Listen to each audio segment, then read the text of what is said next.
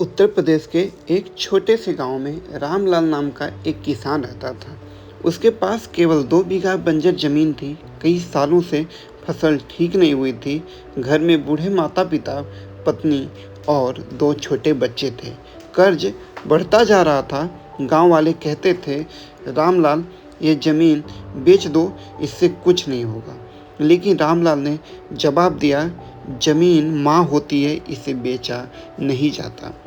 एक दिन उसने कृषि मेले में जाकर आधुनिक खेती की जानकारी ली। उसने वर्षा जल संरक्षण, ड्रिप सिंचाई और जैविक खाद के बारे में भी सीख ली। उसने तय किया कि इस बार हार नहीं मानेंगे। हर सुबह 4 बजे उठना है, खेत की जुताई करना है, मिट्टी सुधारना है, खाद तैयार करना है और पौधों की देखभाल। और यही उसकी दिनचर्या बन गई थी।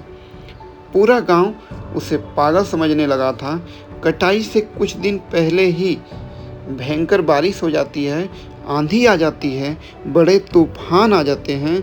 गांव की ज़्यादातर फसलें बर्बाद हो गई थी। लेकिन रामलाल ने पहले से खेत में पानी निकालने की नालियां बनाई हुई थी। उसकी फसल सुरक्षित पक जाती है और जब फसल मंडी पहुंचती है, उसकी जैविक सब्जियों और गेहूं की बहुत ही बड़ी डिमांड मच जाती है। और जो लोग होते हैं, उन्होंने साफ साफ शब्दों में कहना भी शुरू कर दिया था कि अगर किसी की फसल हम लोग खरीदेंगे अच्छे दाम पर, तो वह रामलाल की फसल खरीदेंगे और किसी की फसल हम लोग खरीदेंगे नहीं। व्यापारियों ने ऊंची कीमत पर उसकी पूरी फसल खरीद लेते हैं। कुछ ही महीनों में उसका कर्ज उतर गया और उसने अपने बच्चों का अच्छे स्कूल में दाखिला भी करा दिया। जो लोग कभी उसका मजाक उड़ाते थे, वहीं अब उससे सलाह मशवरा करते हैं और उससे खेती करने के गुण भी सीखते हैं। रामलाल ने उनको क्लास देना भी शुरू कर दिया और पूरे गांव की किस्मत भी धीरे धीरे बदलना शुरू कर दिया। रामलाल ने किसी से बदला नहीं लिया। उसने पूरे गांव को नई खेती सिखाई, जैविक खेती कैसे की जाती है उसके बारे में बताई, ड्रिप सिंचाई कैसे की जाती है उसके बारे में लोगों को जानकारी दी।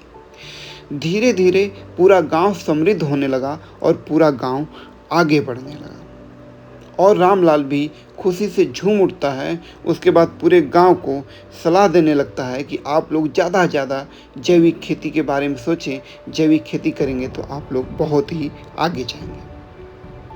दोस्तों, यह अंतिम संदेश हम आपको देना चाहेंगे कि मेहनत, धैर्य और सही सोच इंसान की किस्मत बदल सकती है और हार मान लेना सबसे बड़ी हार होती है। यह कहानी की सीख है। नमस्कार दोस्तों।